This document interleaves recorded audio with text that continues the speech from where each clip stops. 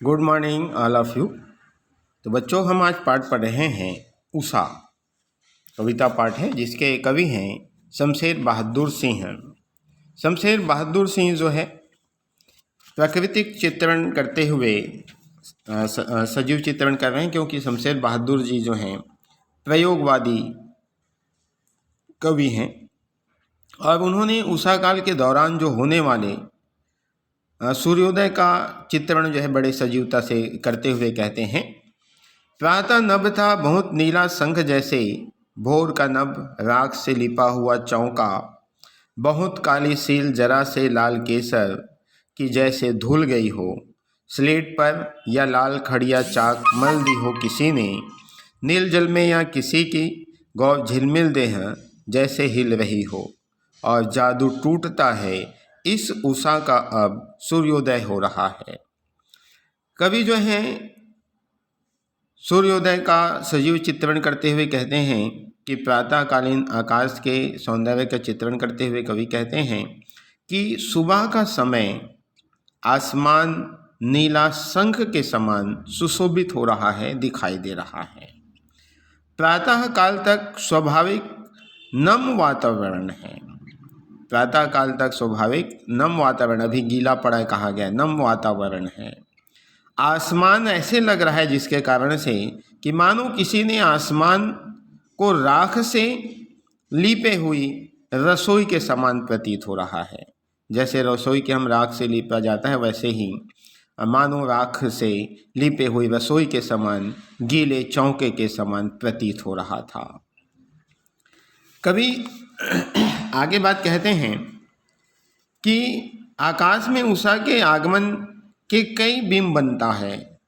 उषा के आगमन से आकाश में अनेक परिवर्तन दिखाई देते हैं या अनेक प्रतिबिंब जो है बनता हुआ प्रतीत होता है, दिखाई देता है।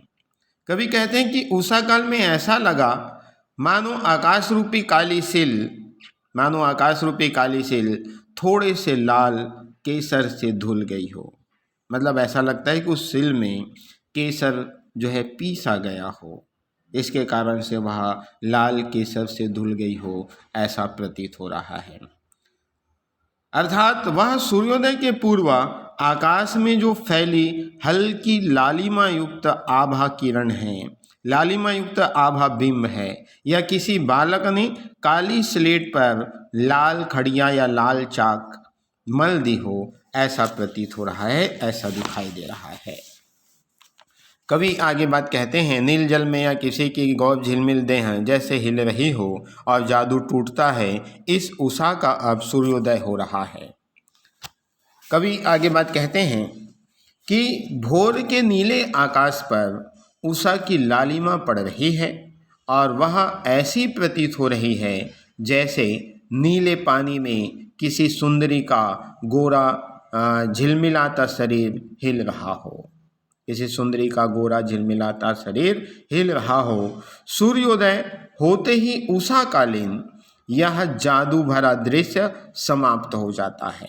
अर्थात ये बात कहा गया, सूर्योदय से पहले थोड़े बहुत ये परिवर्तन दिखाई देते हैं और जैसे सूर्य उदित होता है ये सारे उषा कालीन यह जादू जो हैं अदृश्य हो जाते हैं, अर्थात समाप्त हो जाता है।